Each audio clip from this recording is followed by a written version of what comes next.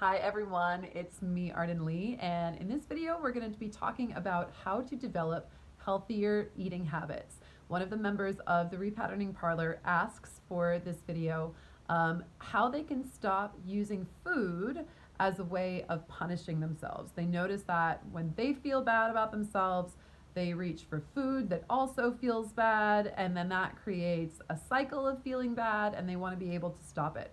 So how do we adjust our habits? How do we bring conscious awareness to our behavior and make sure that we are supporting ourselves with the healthy lifestyle that we want for ourselves?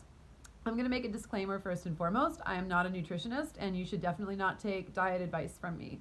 But what I am pretty good at is I am pretty good at figuring out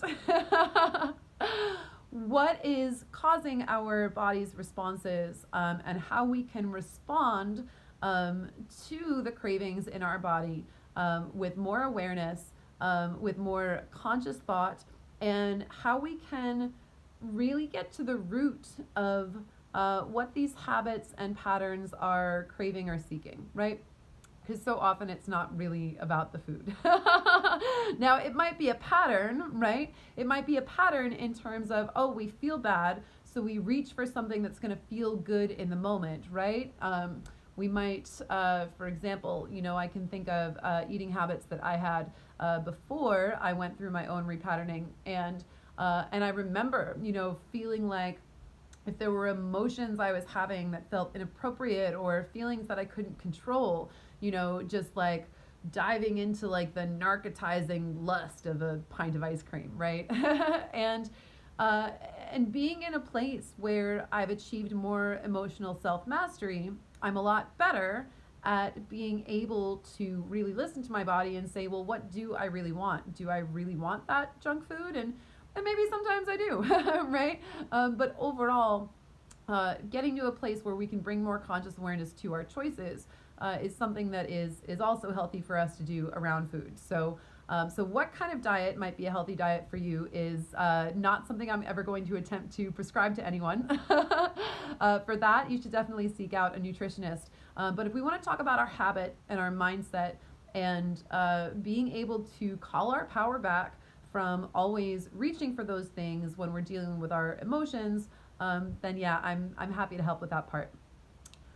Let's talk first of all, however, about the fact that when we are undergoing a process of repatterning, especially from former trauma imprints, what I want to bring up specifically is that someone asked this question, and they're in the middle of a really big deep dive. And what I brought up to them in our group container work together was that I didn't want them to feel pressured during the container, especially, to have to change their eating habits going forward because they were already working on so much.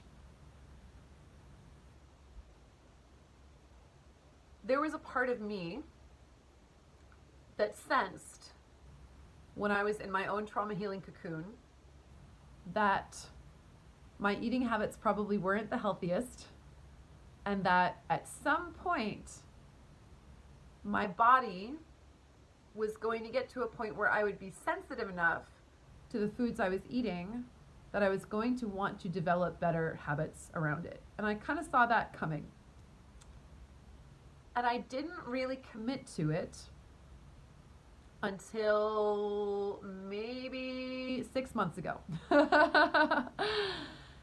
And I want to emphasize that was okay, and that was a good decision for me, because there was so much else that I was working on that I didn't have a whole ton of bandwidth to spare to really look at my eating habits.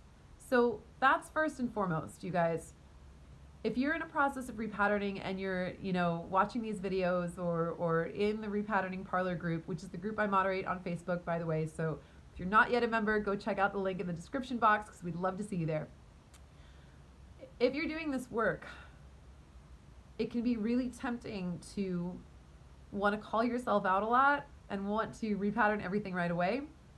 And I want to encourage you to be realistic. Realistic. We're bending reality, right? But I'll say that anyway. Um, about the number of intentions that you take on at the same time. If you are in a place where you are specifically cocooning so that you can get rid of a lot of the outside stimuli that is accustomed to pulling your energy away from yourself, and you're in the process of pulling that energy back and going inward for a while so that you can detach from anything that might be pulling you in familiar directions, which is not only a common, but I would say even a necessary stage if you're going to do a real deep healing. If you're going to do a pretty deep quantum repatterning, you are going to want this cocoon phase. And in this cocoon phase, there will be times that it will be really difficult to use your willpower in the same way that you did before, especially if before you were using your willpower from a way that was desensitized, from beating yourself up, right? From saying, fuck you, body, we have work to get done, or no, you don't deserve that, or I'm going to starve you today and we're just going to eat salad, right? This is what a lot of people's former trauma responses end up putting them into. And when we're getting out of that and we're prioritizing feeling our bodies again, I'm not going to shame us for wanting to zone out with a pint of ice cream. I'm going to say, yeah, eventually we're going to want to get back on track. But I want to make it very clear that asking ourselves to make too many habitual changes at once is not going to be healthy for us. And our food and our relationship with food is one that permeates like literally every day we're alive, right? Because every day we have to eat something. So for setting a pattern that is a little less pervasive, like the way we handle a project at work or maybe the way we go on a date, right? We can kind of like deal with those as it comes up, but food feels like a pretty big one.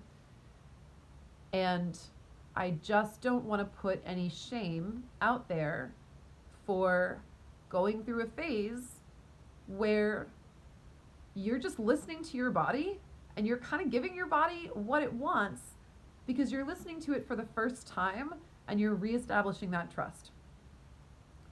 Now, what may end up happening to you is you may get to a point where, having become much more sensitive in your body and literally attuning your senses to a greater degree, you might come to a point where you're like, I don't want to eat that crap anymore because I actually know what's in it now.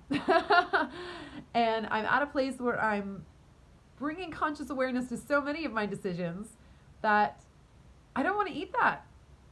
It's full of chemicals. It doesn't actually taste good. It doesn't actually taste fresh.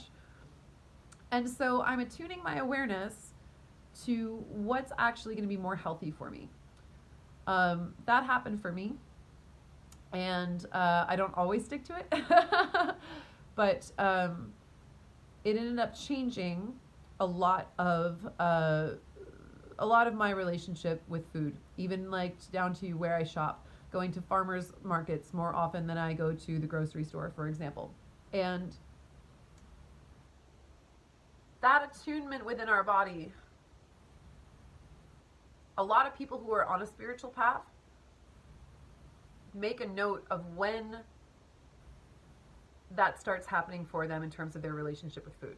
So by attuning our bodies, we're going to become more aware of what our bodies are actually craving, and we're going to start craving things that are healthier for us, right?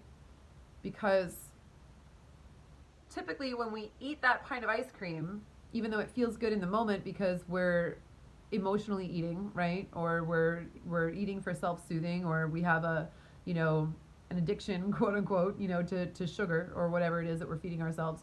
we know that we kind of actually don't really feel that great afterwards.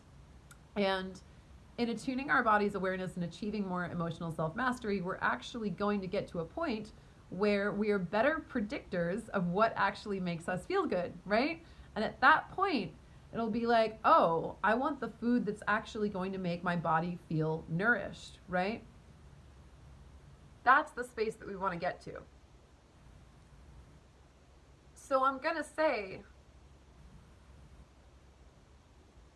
work on that attunement within your body. Work on making progress toward your spiritual path. Work on resensitization. Work on continuing a dialogue and establishing trust between you and your body. And chances are, your food preferences will change anyway. I know coaches out there who are not nutritionists and not dietitians. I'm thinking of one coach in particular who is a love and relationship coach who talks about her relationship with food and her body changing once she healed her trauma. It's not something that I tend to talk a lot about because, again, I'm not a nutritionist. However, this is a pattern that I've noticed. And I just think that it is a better way of spending our time to continue along our path and to continue our resensitization before we beat ourselves up for what we're eating. I think we're going to get to a point where our bodies are going to start talking to us about the kind of foods that they really want and that they're actually craving in ways that are healthy, and that working towards that point of resensitization is a better way of spending our time than beating ourselves up for having poor eating habits. I'm going to say that first and foremost. What else can we look at? We can also determine for ourselves, at what point along my healing journey is food really a priority? At the place where I have enough bandwidth, that's where I'm going to start making intentional adjustments. My relationship with food started changing throughout my whole healing process, but there was a point around September of 2019, so about 6 months ago, where I decided, you know what? I have the bandwidth for this now. I'm going to change my shopping habits. I'm not going to restrict anything from my diet because I don't have the bandwidth to really like shame myself out of like, you know, what if I'm craving something on a certain day or whatever. But what I do have the bandwidth for is I'm going to change where I do my grocery shopping. I'm going to go to the farmer's market instead of just going to the regular grocery store. I'm going to be buying fresh ingredients, and I'm going to bring those ingredients home, and I'm going to cook for as much as I can with those fresh farmer's market ingredients for the week. And that's it. So bringing our relationship with food into the idea of repatterning is a commitment that we make to ourselves, that we want to feel better, and that we're going to honor our bodies.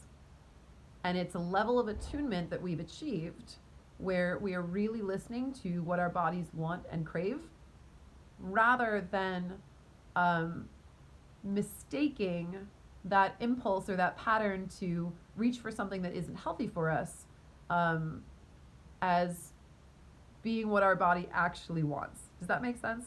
Our body may be reacting out of an emotion or out of a pattern and say, I want that ice cream, but at the end of the day, after we eat it, typically we're like, I don't feel great about that choice, right?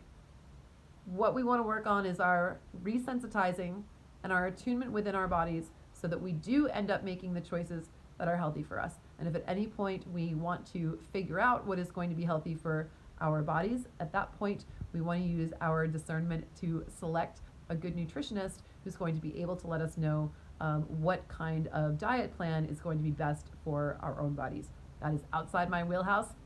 I can help you figure out how to choose the person that you work with based on how your body feels about them when you take a discovery call with them. And I can help guide you toward that discernment to know what the problem is and to seek help for it. But again, I'm going to keep this to about where my wheelhouse is. But I do just want to mention, like I said, Let's not beat ourselves up for making unhealthy choices in our food when we are coming out of so much trauma and there's so much on our plates, no pun intended, to begin with. So thank you guys. I hope this was helpful, and I'll see you next time.